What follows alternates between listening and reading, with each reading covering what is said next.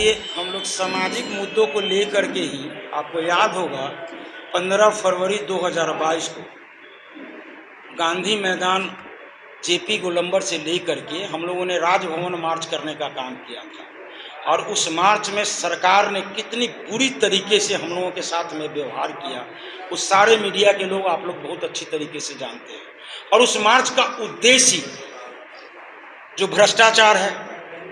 जो बिहार में शराबबंदी कानून पूरी तरीके से फेल है,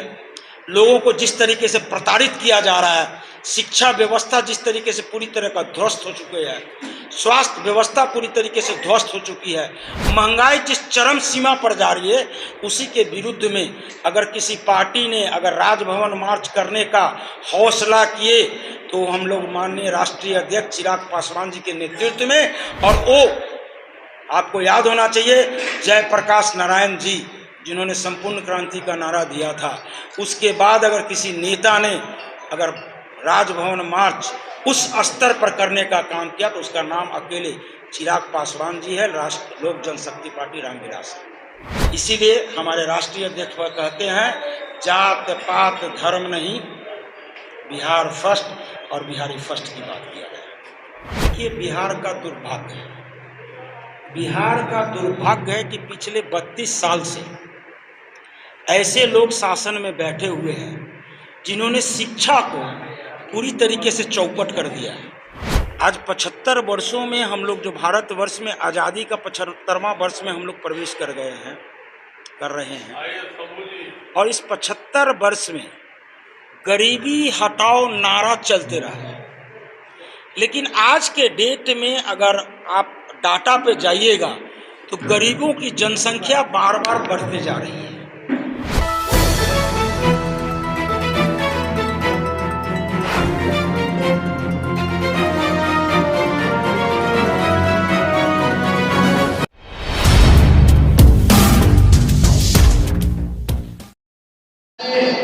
कदम से कदम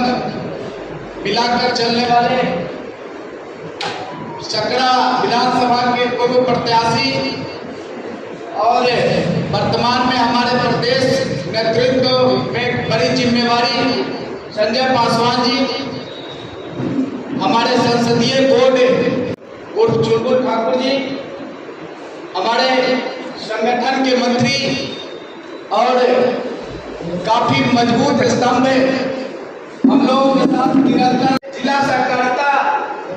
में प्रखर रूप से हमारे अध्यक्ष हैं, तो विनय भाई भी यहाँ पर, पंडित काशीनाथ झा जी, हमारे गौरी नंदन पासवान जी जो स्थापना काल से इस पार्टी और इस संगठन के लिए निरंतरता में काम करते चले आ रहे हैं,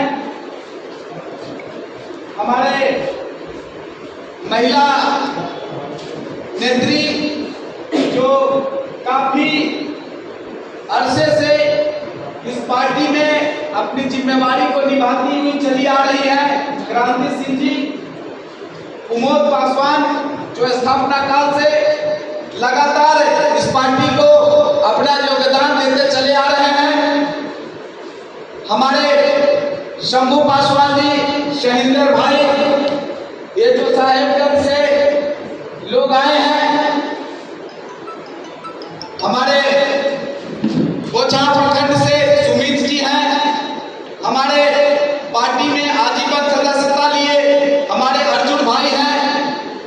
हमारे पार्टी में यहाँ आए हुए एक एक आदमी का नाम अगर लेंगे तो काफी वक्त गुजर जाएगा। हम अपने कुछ प्रखंड अध्यक्ष जो हमारे सर, आज की बैठक का मूल उद्देश्य क्या है सर? देखिए, अभी पूरे बिहार में लोक जनशक्ति पार्टी रामविलास अपने संगठन के ऊपर जोर दे रहा है, और आज की बैठक का मेन उद्देश्य है जिला कमेटी, जिला में जो हम संगठन का विस्तार कर रहे हैं उसकी समीक्षा बैठक है कि कहाँ तक हम पहुँच पाए हैं और मेरा उद्देश्य क्या है,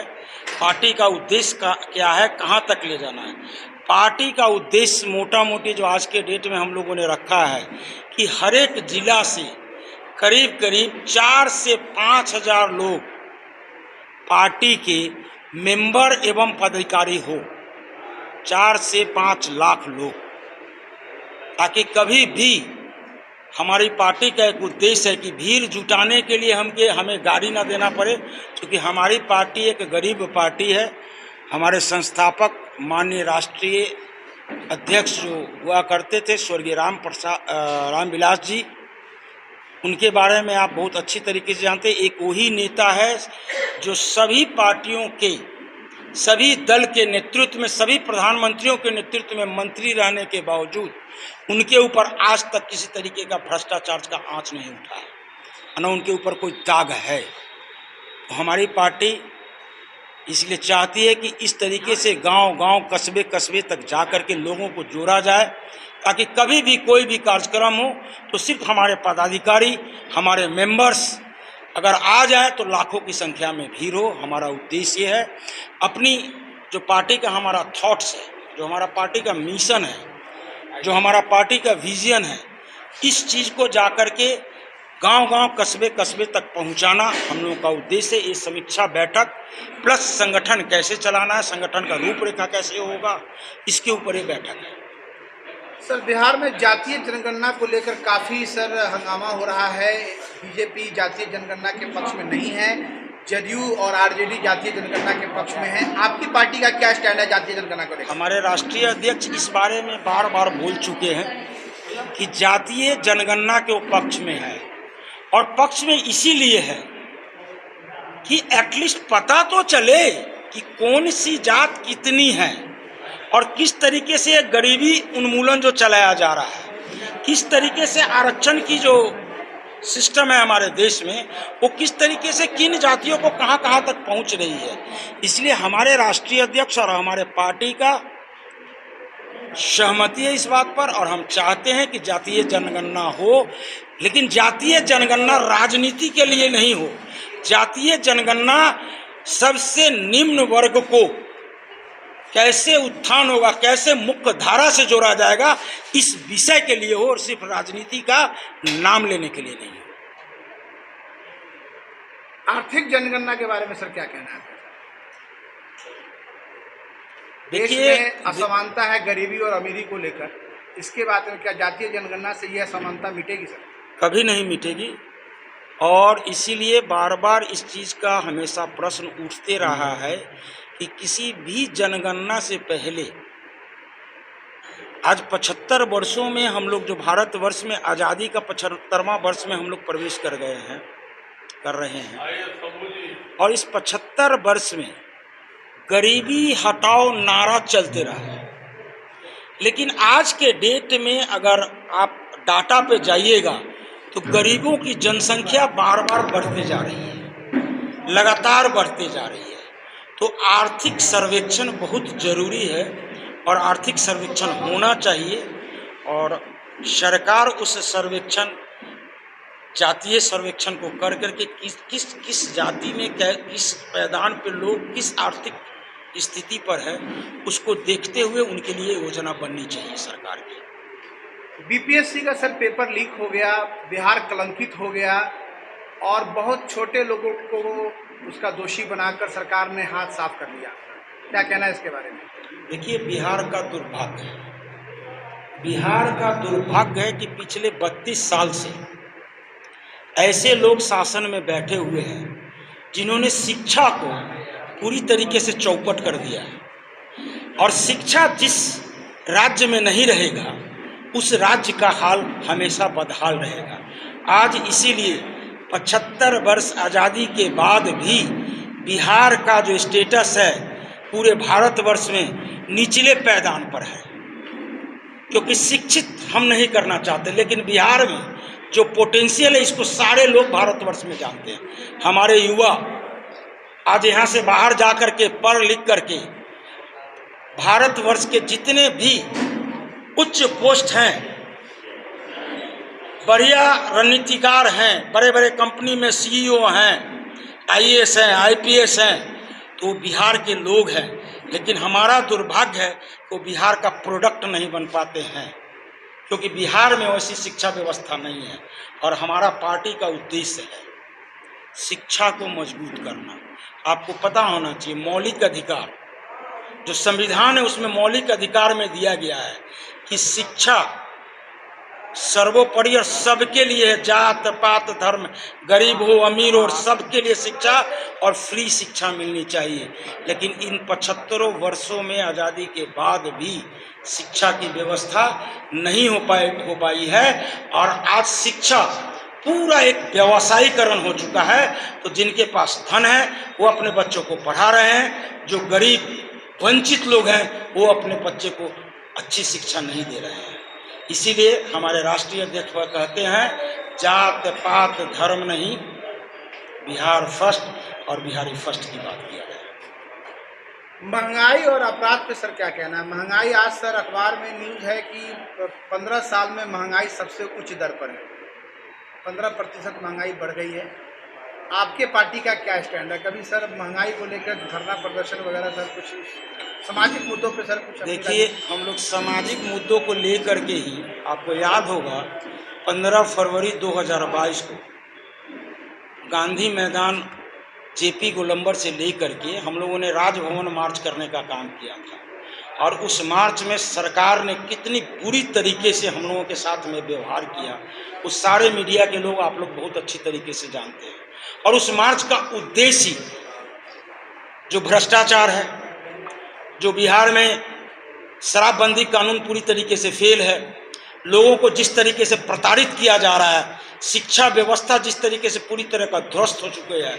स्वास्थ्य व्यवस्था पूरी तरीके से ध्वस्त हो चुकी है, महंगाई जिस चरम सीमा पर जा रही है, उसी के विरुद्ध में अगर किसी पार्टी ने अगर राजभवन मार्च करने का हौसला किए तो हम लोग माननीय राष्ट्रीय अध्यक्ष चिराग पासवान जी के नेतृत्व में, और वो आपको याद होना चाहिए जयप्रकाश नारायण जी जिन्होंने संपूर्ण क्रांति का नारा दिया था, उसके बाद अगर किसी नेता ने अगर राजभवन मार्च उस स्तर पर करने का काम किया तो उसका नाम अकेले चिराग पासवान जी है, राष्ट्र लोक जनशक्ति पार्टी रामविलास। बिहार में सर अपराध के बारे में सर कुछ नहीं कहा आपने।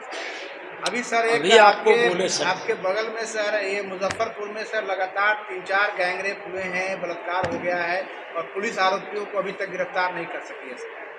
आप लोग लगातार देख रहे हैं हमारे राष्ट्रीय अध्यक्ष जहां जहां अपराध होता है, जितना कोशिश रहता है हम लोग जाते हैं। और आज के डेट में अगर सबसे बड़ा निशाना मुख्यमंत्री, अगर आप बोलिएगा विपक्ष की पार्टी अगर कोई आज है, ठीक है हम लोगों के पास एक भी सीट नहीं है बिहार असेंबली में, लेकिन वास्तव में अगर विपक्ष का कोई भूमिका निभा रहा है तो लोक जनशक्ति पार्टी रामविलास हमारे राष्ट्रीय नेतृत्व चिराग पासवान के नेतृत्व में ही निभा रहा है, दूसरा कोई निभा नहीं रहा है। और अपराध के लिए बार बार हर एक जिला में जा करके अगर आवाज कोई उठा रहा है तो उसका नाम चिराग पासवान है, दूसरा कोई नेता बिहार का नहीं। जो भी मन के अंदर कोई बात हो उसको दूर करके संगठन कैसे विस्तार करें, जिला से लेकर प्रखंड और प्रखंड से लेकर पंचायत तक इस संगठन को कैसे मजबूती प्रदान हो, आज इस पर बात करने के लिए प्रभारी के रूप में रविंद्र भैया मुजफ्फरपुर आए हैं। और आज कोई भाषण का, कोई गिरभाषज का दिन नहीं है, आज एक तरह से हम लोग पाठशाला में बैठे हैं। और यह जो पाठशाला है, यह पाठशाला पार्टी से संबंधित पाठशाला है। इस पाठशाला में आइए हमारे किसान सेल के जिलाध्यक्ष